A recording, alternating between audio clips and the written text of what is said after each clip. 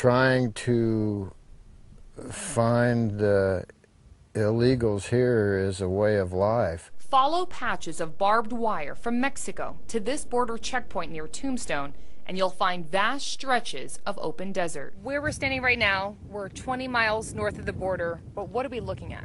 You're looking at a main traffic corridor that the illegals use to get northern into the United States. They move far enough north, they can get up north of the Dragoon Mountains and pick up Interstate 10, and they can be in Texas in a few hours. Hike down into the washes and stream beds, and you'll spot evidence of the journey. I've had illegals knocking on my front door. I've had drunk runners in my backyard. You get jumpy when you hear your dogs start barking at night. It's a front line to human and drug smuggling beyond the border, and members of the Cochise County Militia have appointed themselves to keep an eye on it. When I told people I'm going to be with the Cochise County Border Militia for the weekend, people got nervous. The word militia, I think, scares people.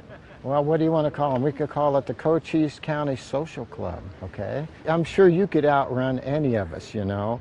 You look in better shape. We're just the eyes and the ears, you know. That's the big deal. We're just trying to help the Border Patrol. All we can do is be a glorified neighborhood watch. Bill Davis is the group's leader, a retired military vet and crime scene investigator, struggling with age and illness to continue, as he sees it, serving his country. This militia is his answer to what he believes is a growing threat from Mexican cartels whose violent gunfights are creeping closer to Arizona's border. What do you think is the biggest misconception about your group and what you do?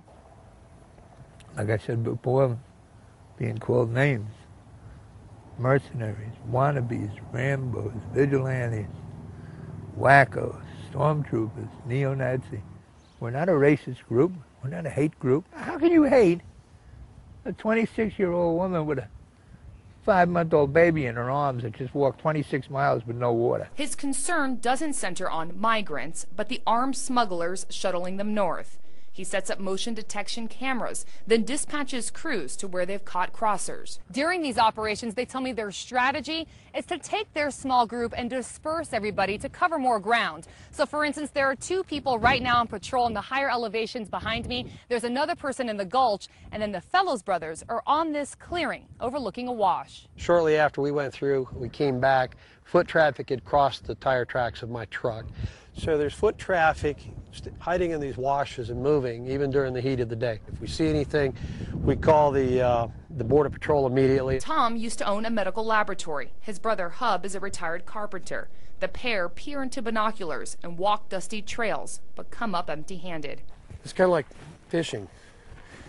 They call it fishing, they don't call it catching. After the sun has set, we join Cowboy Doug, a local rancher, for night patrol. There's several of the washes or stream beds that converge into a big wash. It's similar to streets running into a highway. We don't have any night vision equipment with us, so we'll have to go off an audible detection. You'll be listening for voices that can travel on the wind in these canyons for up to a mile and watch for flickering light. And so if we can see their flashlights, that means they can see ours. Therefore, it's lights out. And for the next couple hours, we will wait and listen. I just wondered how your watch went last night. Well, it went about the same here, so not much activity last night. Is it possible that people did cross on your watch? And then, if so, how does that make you feel? At least I was doing my part out here. You know, I was doing something.